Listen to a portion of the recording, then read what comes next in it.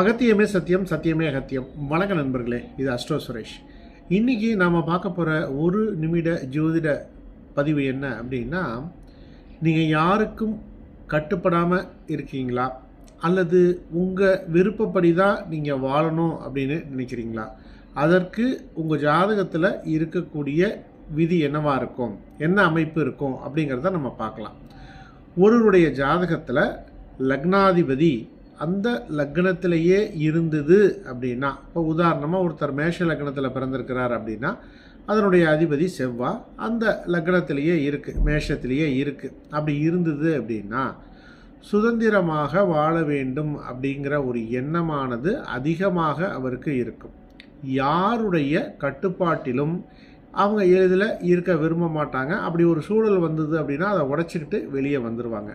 தங்களுடைய முடிவை தாங்களே எடுக்கணும் அப்படின்னு நினைப்பாங்க. அதனால் நிறைய நேரங்களில் எதிர்ப்புகளும் கருத்து வேறுபாடுகளும் உருவாகிக்கொண்டே இருக்கும்.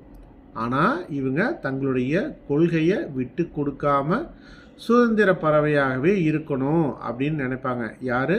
லக்னாதிபதி லக்னத்திலேயே இருந்தது அப்படின்னா. சரியா நண்பர்களே, உங்களுடைய ஜாதகத்தை பார்க்கணுன்னாலோ அல்லது ஜோதிடம் கற்றுக்கொள்ள வேண்டும் என்று விரும்பினாலோ என்னை தொடர்பு கொள்ளுங்கள்.